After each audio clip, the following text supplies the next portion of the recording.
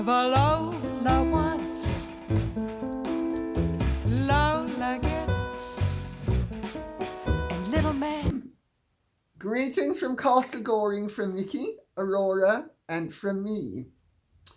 Well, we have a lot of ground to cover today, so without further ado, if Aurora will grant me this permission, I will plunge in with what Sunshine says.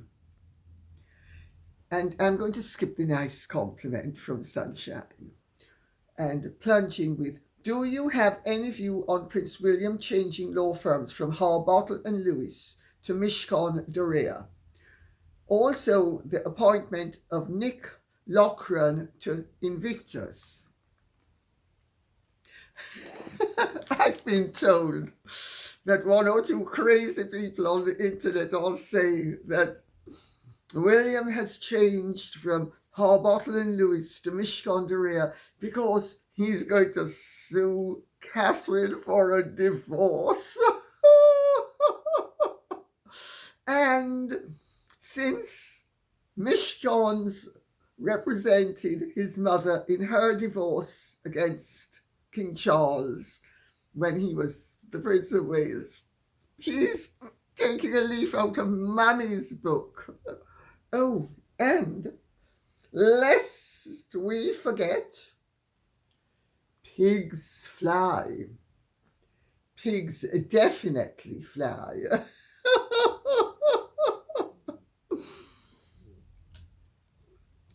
He simply wants to have more of a say in terms of laying down his imprimatur than he previously had.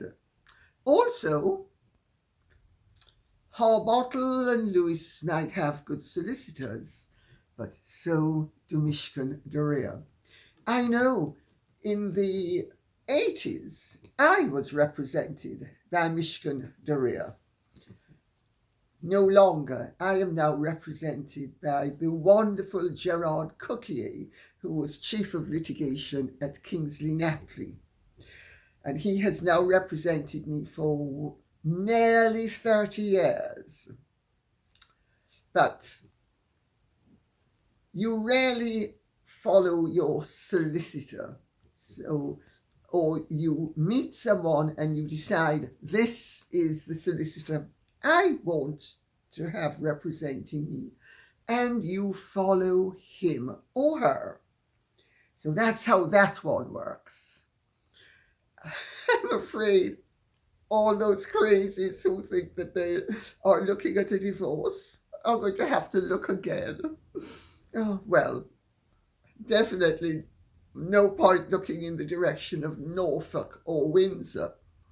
Well, maybe across the sea would be a little bit better, but let's not go there. Now, Nick Loughran used to work for William and Catherine and Harry. And he has just been appointed to the board of Invictus. He is closer to Harry than he is to William. He is clearly been appointed because they are all fully aware of the fact that Harry is facing huge problems, reputationally and legally and actually. And a safe pair of hands who is reliable and trustworthy and will hopefully give Harry good advice that Rachel Zane isn't going to trump because I know better than everybody else because, I'm Rachel Zane and I am a paralegal and I am a legal whiz kid.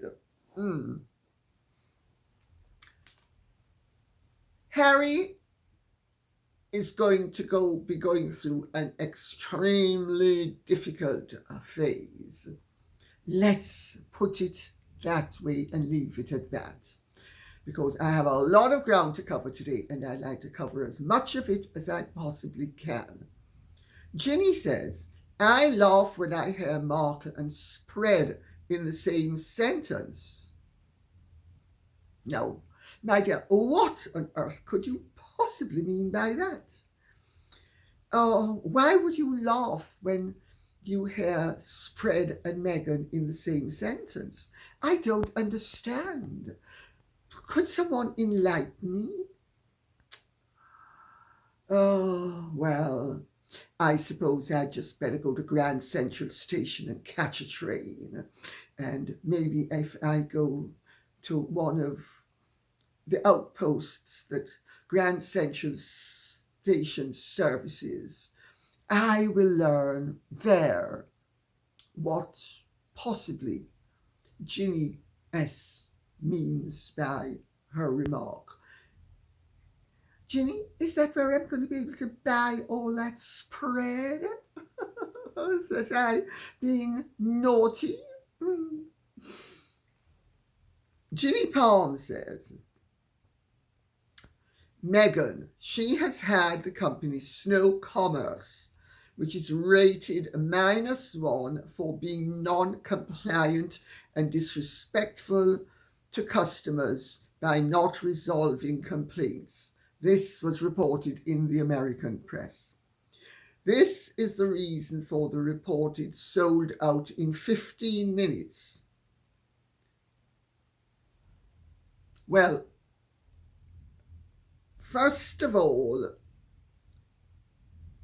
I hear what you're saying about snow commerce, and water does seek its own level. So there is no surprise,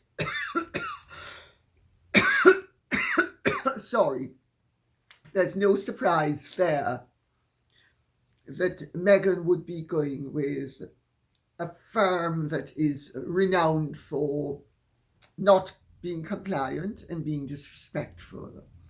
Because Meghan is the paragon of non-compliance and disrespectfulness. Also, it wasn't sold out in 15 minutes.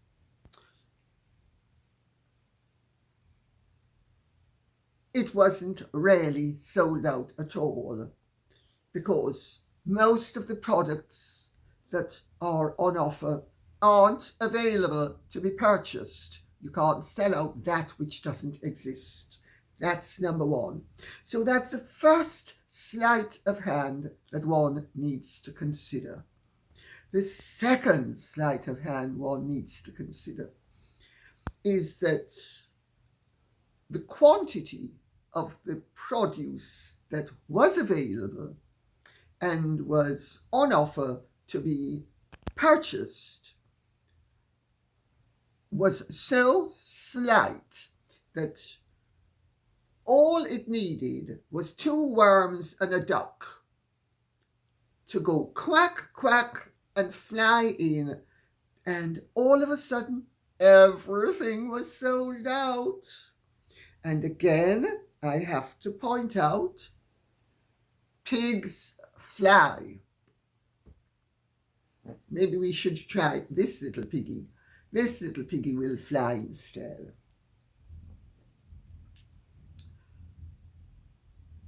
Artemisia says, there's a pattern emerging with those two in regard to the African continent. This is a very shrewd point. Recent examples are Harry staying silent about the accusations of human rights abuses by African parks, and Meghan investing in an ethical luxury, in quotes, brand that exploits the labour of Rwandan women. Oh, Artemisia, you are so picky. I mean, Meghan is a proud, confident woman of colour who for most of her life passed for white and therefore has a great deal of sympathy with her African sisters, because remember, she's 43% Nigerian. So Rwanda She doesn't have, according to her, any Rwandan blood, but then she wouldn't until she discovers that the Rwandans may be rich as well. Oh, and in the meantime, there's going to be no incentive to discover Rwandan blood.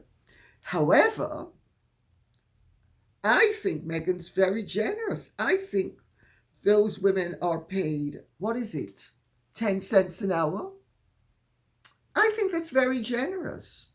I mean, Meghan's paying the going rate. She's such a humanitarian. Isn't she wonderful? You wouldn't mind if she was just a frank exploiter who is brazen. But a devious, brazen exploiter rarely does offend people's sensibilities. So I can get your point, Artemisia. Christine R. says, it's interesting that Harry's two biggest charities, Sentebale and the Invictus Games, have drifted into dubious times since Harry is no longer under the umbrella of the royal family. Very well observed. This is why Meghan needed to escape to California. Meghan had to avoid the control of the royal system.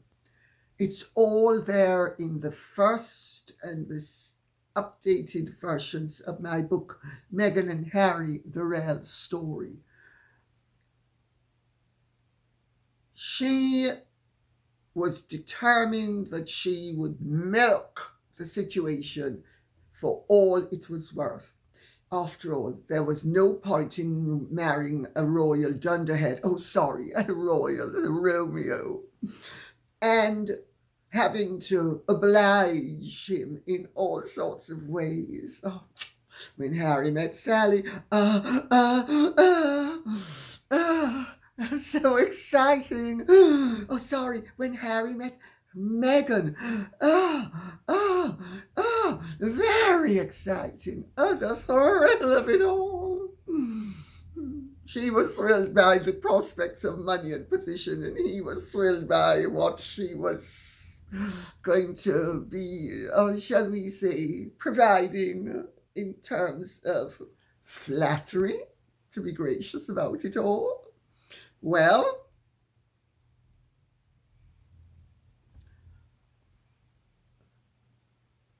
once they were out of the United Kingdom and out of the control of the royal system, the brakes were off. The foot was on the accelerator, and they have gone hell for leather.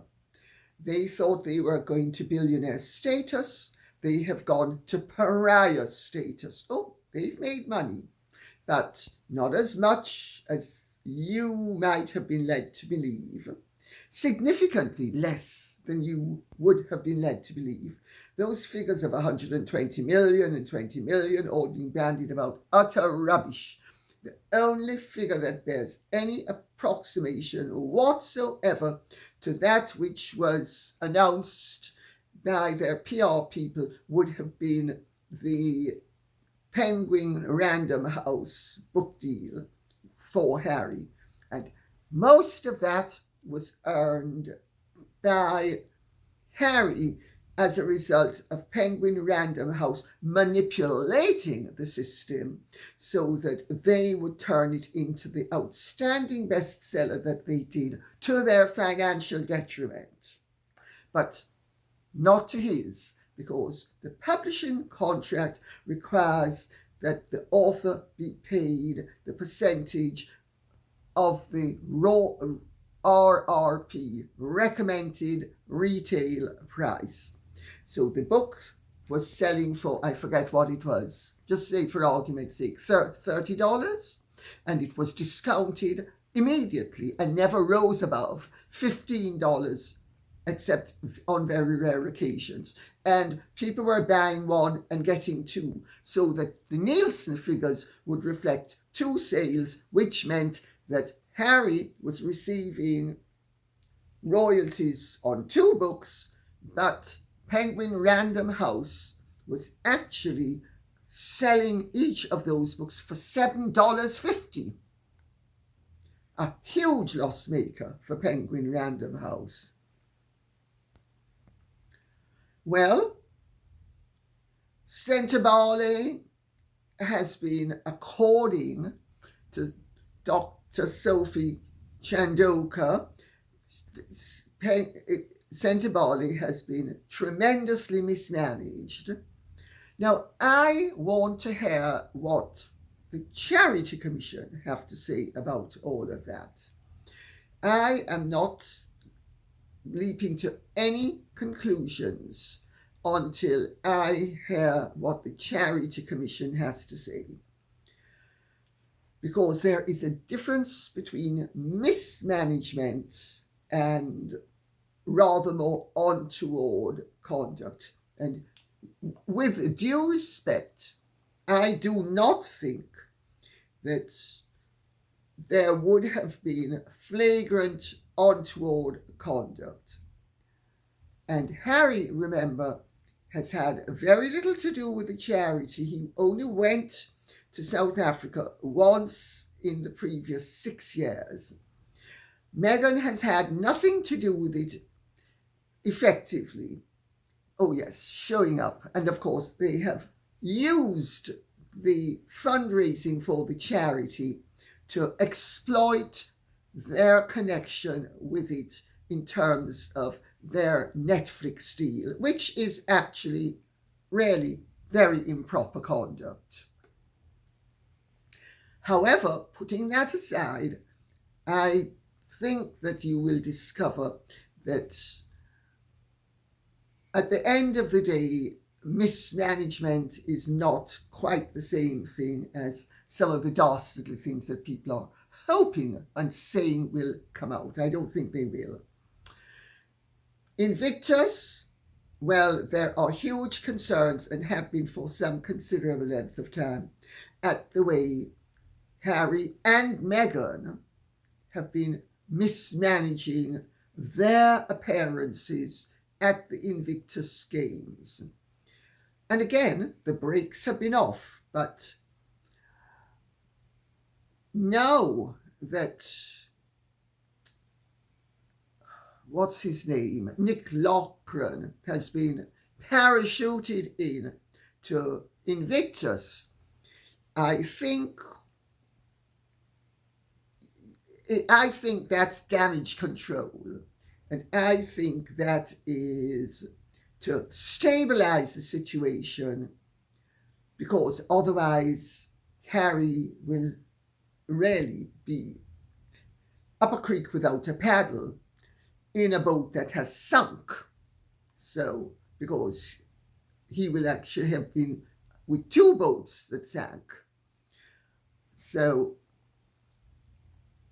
it's actually, if you understand how Harry and Meghan function, because she is extremely exploitative and she has milked every situation to maximize her financial and attention-seeking benefits.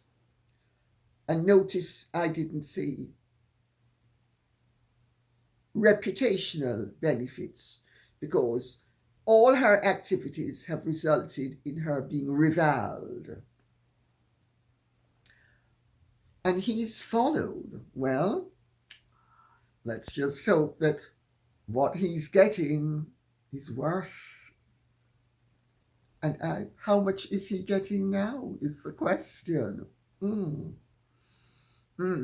Well, as you might recall, before Invictus, she reeled him back in when he said he was fed up with her and regretted having married her and met her, or so I was told.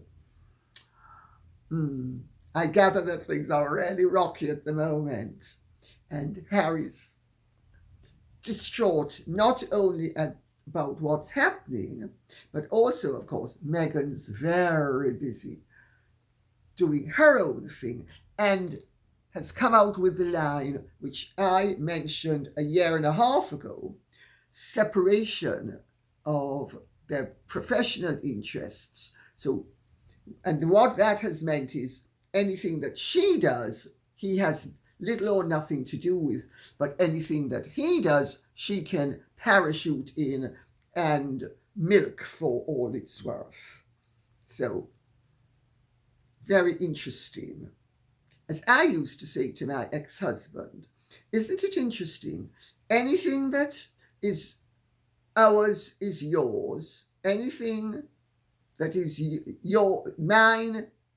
No, I used to say, isn't it interesting? Anything that is mine is ours. Anything that is ours is yours. And anything that is yours is yours. Meghan's that sort of girl as well. After all, when someone marries someone else for worldly gain, they make sure that those shekels are well and truly counted. I make that point for what it's worth, having lived through it. Colin Campbell says, the easiest way for this whole problem to have been avoided was for Meghan to apologise as soon as the press started to comment on the situation. She is the one who caused the problem and everyone saw it. It would have gone away quickly and been forgotten. Absolutely, except she didn't even need to apologise. All she needed to do was announce that there was no disrespect intended, that she had impromptu decided to show up, and that was the source of the confusion. So she didn't even really need to apologize. She just needed to explain. But I'm royalty. Never explain, never complain.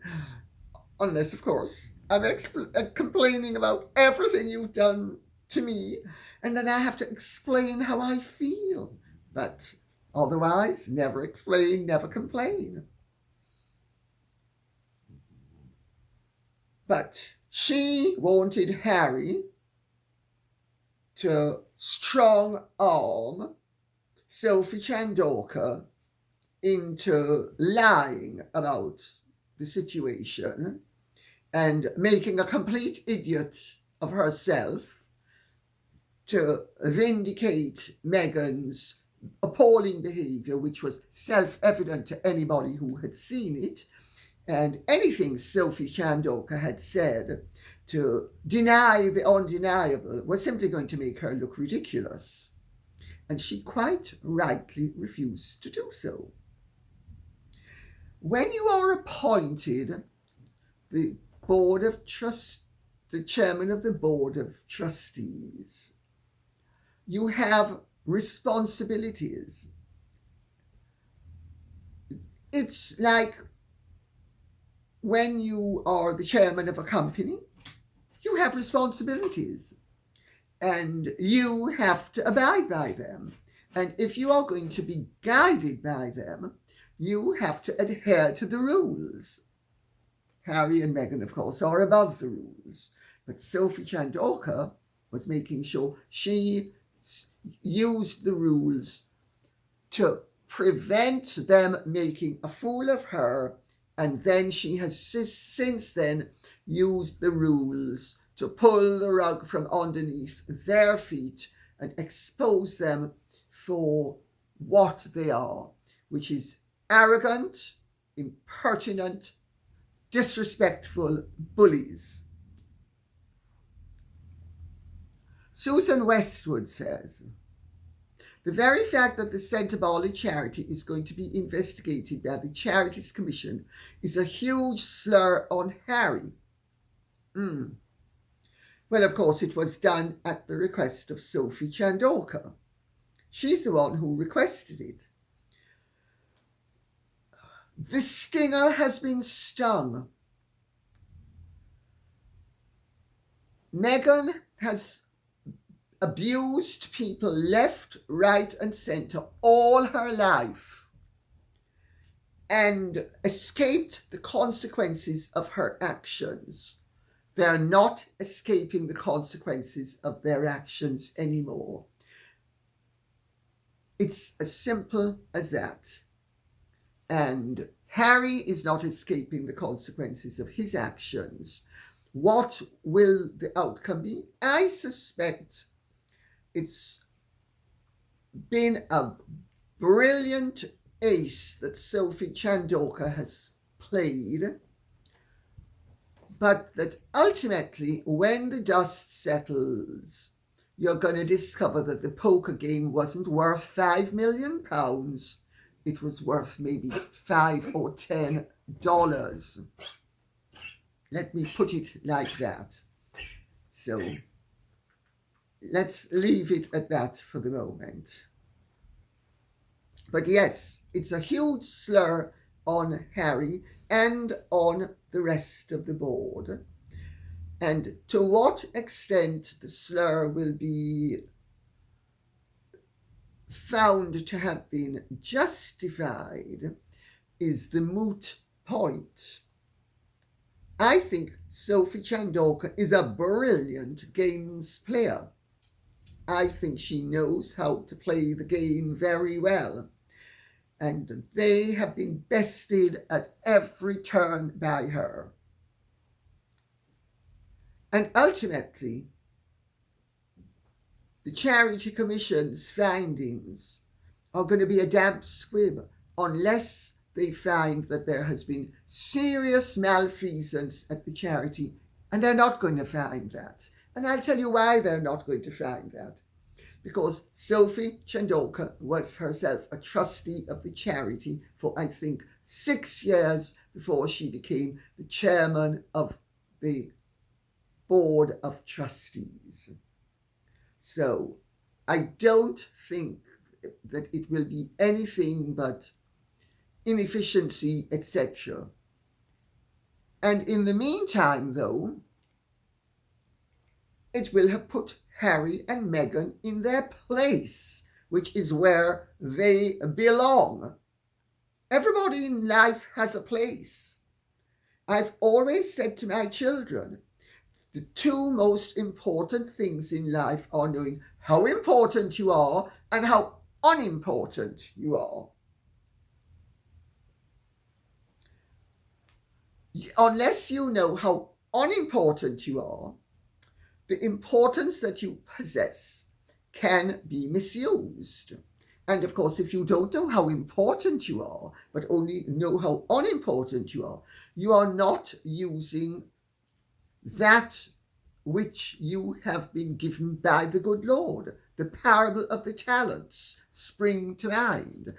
And I don't think I need to repeat what the parable of the talents actually conveys.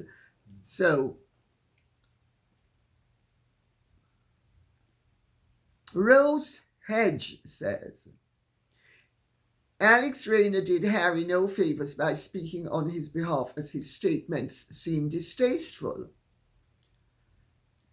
Alex Rayner is a buffoon, and he has shown Harry that he is a reliable gopher. So he's keeping in with Harry. Unless he is totally insane and stupid, and since he's in PR, one would hope he were not totally stupid, and he will have had to have known that what he was saying was ridiculous, that effectively that Sophie Chandauka was jealous of Meghan because Meghan is a more important woman of colour than Sophie Chandauka. In those circumstances, Sophie Chandauka was the more important person. Sophie Chandauka had status, Meghan had none. Sophie Chandauka was the chairman of the board of trustees of Sentebale. She had just cause to be present. Meghan had none. Well, she did have just cause, didn't she? There's a photo op. Mr. DeMille, I'm ready for my close-up. And I'm going to show that little old thingy from you-know-where. I mean, the place that, well, I've had to straighten my hair to get rid of any evidence of it. And I've had to tweak the tip of my nose so that it wouldn't look African. Well, she's an African, yes. And being an African, she just doesn't seem to understand that I am a proud, confident woman of colour. And she needs to know her place. Well, the only thing is, Sophie Chandauka knew her place. Meghan didn't know hers.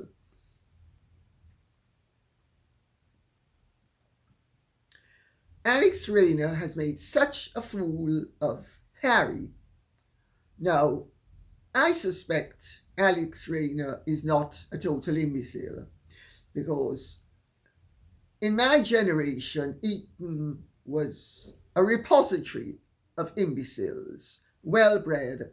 So you have a whole load of Old Etonians who are well-schooled, well-educated imbeciles.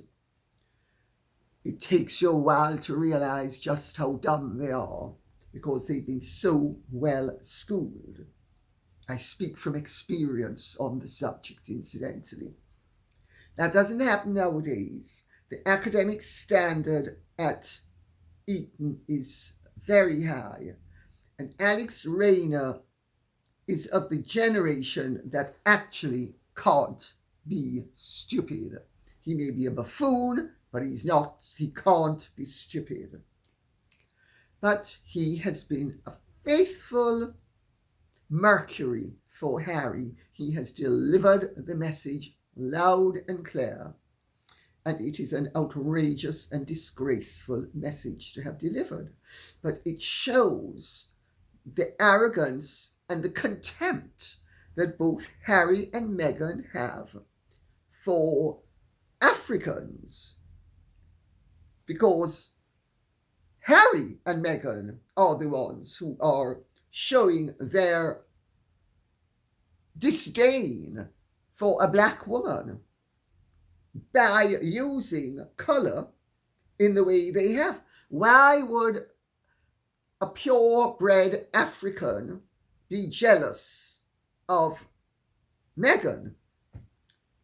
Why would a well-educated African, infinitely better educated than Meghan, and infinitely more successful than Meghan, and infinitely more intelligent than Meghan? You only need to look at her on that interview with Trevor Phillips to see that she is very intelligent and solid. She knows how to present things and argue her case. And she's not snide and stupid like Meghan.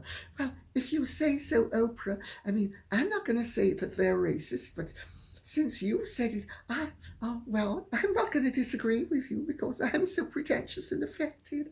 And I'm also such a coward that I will never actually say it. And also, not only am I a coward, I'm a devious, conniving little so-and-so. And therefore, I make you stick your neck on the block and you say what I want you to say. She's not playing any of those silly buggers games that female adventuresses play. And Meghan, as I observed the other day, has the demeanour of really a tart. She has the demeanour of a lady of the night. The way she presents herself and the way she behaves is not that of a woman of outstanding virtue or a lady. Now, I'm not saying she actually is what she presents herself as being, but she certainly presents herself as being it. And why I will make the distinction is that it is defamatory to actually accuse a woman of being of ill repute in certain ways, unless you have the absolute proof of it. So I make that point for what it's worth. But Alex Rayner's comment was just snobbish, classist, racist. And I'm not surprised, because being Jamaican, but I'll use an example. My mother had a maid called Valda. And Valda was as fat as she was short. She was like a ball. And she was absolutely coal black. And when Mummy was dying, and I was on Grand Cayman, and we were sitting on the veranda, and Valda and Pauline, the other maid, who was lovely, and Pauline was very pretty and really nice, and the four of us were just sitting down, and Valda and I got talking, and she was telling me about her two daughters, one whom she liked and the other whom she didn't like. And she said the reason why she didn't like her was that she was too black. And I said, Valda, that's racist. And she said to me, well, it's okay for you to talk because you're not black. She said, but all black people, she said, and I think it was a blanket statement because it's not true of all black people. She said, all black people want to improve their colour. She said, and I'm quoting, so she said, so the next time I made sure produce it with a fair-skinned man so I have a red baby. Is how she put it. I was horrified. I said, Valda, I can't believe you're saying that and what you're saying. But then there's a flip side to that coin, because a great childhood friend of mine, teenage friend really, because we didn't know each other in childhood, but we knew each other from teenage. She's now a very well-established film producer. She's black. She's lovely. She's highly intelligent, very entertaining, very witty. And we used to tease her because all her boyfriends were white. But when she decided to have a child, she chose to have it with a black partner. And she told me she did not want to have a baby who wasn't black. She wanted a black baby to keep the bloodlines pure. So it cuts both ways. I just say that so that people who think observations and perceptions and inclinations of race are a one-way street. They're not. They are a two-way street. Sometimes they're a four-way street. Sometimes they're a wretched motorway with endless lanes north and south, and sometimes even east and west. Laurie Rowland says, I don't see Dr. Sophie playing the race card. She is presenting her facts and she says she has the proof. I am defining black and African in the manner you defined on a podcast last week. Dr. Sophie is black and African and trying to help those in need in her own country. What card is that but the right one? Make Sentebale great again. I think it's wonderful that she might make Sentebale great again. And I'm sure she's absolutely right that in terms of the toxicity of Harry and Meghan's brand and the loss of prestige, charities to a large extent are either going to work on the grassroots level because of how good they are, or then they're going to work on the other level because of prestige. Harry is tainted. So is Meghan. Sophie Chandauka is absolutely right. They are toxic, they are tainted, and most well-established companies wouldn't want to have anything to do with them anymore. Remember how Meghan was hustling those buns to try to get Dior to do something with her, and Dior made it absolutely clear they weren't interested in her, but they give Harry a suit so he'd look like a mafia don at an event. That was the full extent of what they did. I'm sure they'd have had Harry if they could have, but I don't think they'd have Harry now, and they certainly didn't want Meghan. And Sophie Chandauka's point is a valid one. Most of the big boys would not want to associate with a tainted patron. It's just not good policy. However, when you say you don't see Dr. Sophie playing the race card, I see her playing the race card. I see her playing the race card very effectively. I see her playing the race card very understandably. I think never did she play to people who deserved having it played against them better than she did. I think she played the race card. I think she played it with maybe justice is the wrong word. I think she played it with wisdom, and I think she understood that by playing it, she would be beating Harry and Meghan at their own game, and she will have beaten them at their own game, because I think she has had the winning hand up to now, and I think she's going to continue to have the winning hand. But just as how Harry and Meghan played the race card when they shouldn't have, when race had nothing to do with it, I don't really think race has very much to do with it. I think race has something to do with it. I think Meghan, like many brown people, is looking down on the black woman, Sophie, because I know as a Jamaican that is something that mixed race people will sometimes do, just as how sometimes purebreds will look down on mixed race people as well. So one needs to understand but I think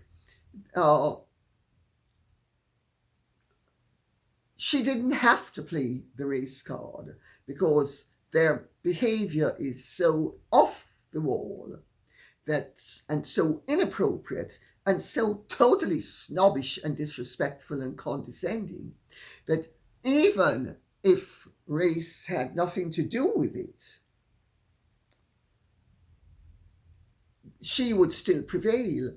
But she might well feel that Meghan is looking down on her because Meghan is mixed race and she's not. But I think Meghan looks down on everybody, including the late Queen Elizabeth II. Who does this old white woman think she is? I mean, I'm a proud, confident woman and a star of suits. Does she think she owns the word royal? I mean, who the hell is she? That was her attitude. But is it race? I don't think it's race. I think it's condescension. And race is simply dragged in as a collateral.